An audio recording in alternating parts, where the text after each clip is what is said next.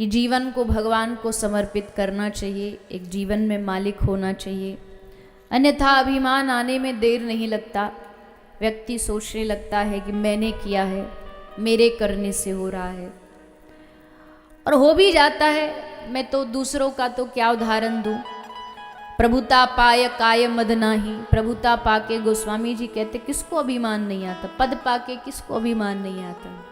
जब लोग दो चार आगे पीछे जी जी महाराज, जी जी महाराज, अब मैं तो दूसरों का नहीं अपना ही कह सकती हूँ, दूसरे तो सब भैया विनम्र ही होते हैं। पर हम जैसे लोग, अब दो चार लोग फोटो खींच लें, दो चार लोग आगे पीछे घूम जाएं और दो चार बड़ाई कर दें, बड़ी बड़ी अच्छी कथा करते हो, बड़ा बढ़िया कंठ है आपका, बस तो गुब्बारा फूल जाता मन में अभिमान का। अब तो हमसे आगे कोई नहीं, जो हैं सो ही हम हैं। पर हम ये भूल जाते हैं। ये वही वाली बात है कि एक गांव में शोभा यात्रा निकलती है कथा से पहले।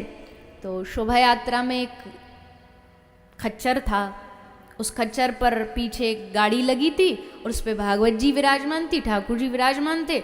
शोभा यात्रा गांव में निकली। अब जैसे गांव में निकली, जैसे वो आता, गाड़ी सामने आती, तो लोग घर में आरती की थाली लेके खड़े हो जाते, माला लेके खड़े हो जाते और ऐसे ऐसे फूल डालते।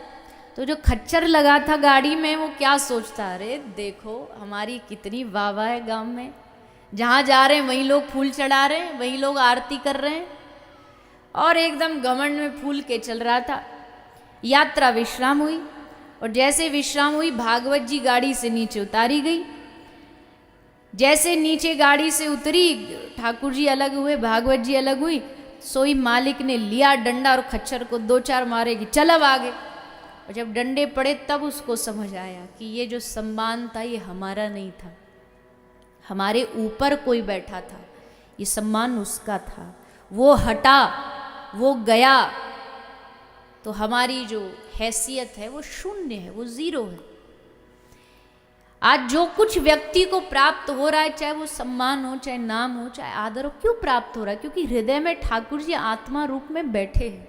एक क्षण अगर ये आत्मा निकल जाए ना, इस शरीर की क्या वैल्यू होती है ये आप भी जानते हो। घर वाले भी कहने लगते हैं कि अब शरीर, इस बॉडी को जल्द से जल्द शमशान पहुंचाओ। और मैं हमेशा एक बात कहती हूँ, एक सेकंड से भी कम लगता है इस शरीर को नाम से बदलकर बॉडी बनने में। जब कोई आदमी मरने के बाद जब हॉस्पिटल से उसको एम्बुलेंस में लाते, तो ये नहीं बोलते कि फलाना आ रहा है, क्या बोलते हैं, बॉडी आ रही। बॉडी कहाँ तक पहुंची,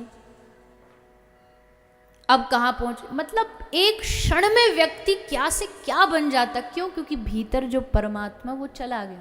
अब क्या वैल्यू रही शरीर की, जबकि हाथ वही है, आंख वही है। अगर करने वाला इंसान ही होता तो शरीर तो वही का वही है, अभी ना जला ना गड़ा, सब कुछ वही है। पर वो परमात्मा भीतर जो आत्मा रूप में था ना, वो निकल गया, तो अब इसकी वैल्यू जीरो है। इसलिए मत कर मां झोंका पवन का लग जाए, एक हवा का झोंका लगती दिया बुझ जाता। शरीर भी कब किस क्षण श्री ठाकुर जी ले लें भरोसा नहीं। और फिर उस पर तर्क करने लग जाते हो, भगवान की सत्ता को चैलेंज करने लग जाते हो। प्रभु की सत्ता को कभी चैलेंज नहीं करना चाहिए।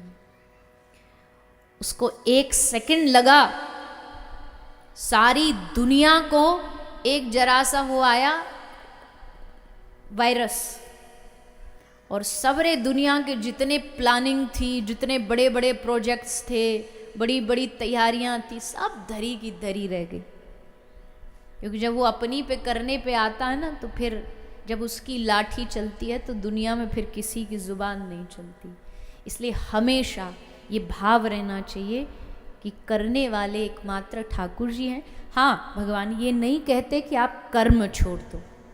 कर्म के लिए भगवान ने पूरी 18 अध्याय की गीता अर्जुन को सिखाई कि कर्म कर, उठा अपने धनुष बाण को, या निठल्ला मत बैठ, जा कर के युद्ध कर।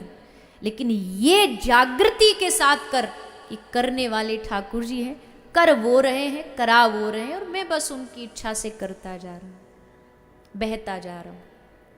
करते हो तुम कन्हैया,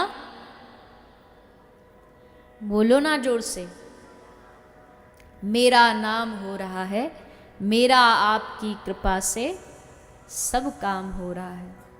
तूफान आंधियों में तूने ही मुझको थामा, तुम कृष्ण बन के आए जब मैं बना सुदामा। एहसान पर तेरा ये एहसान हो रहा है, मेरा आपकी कृपा से सब काम हो रहा है।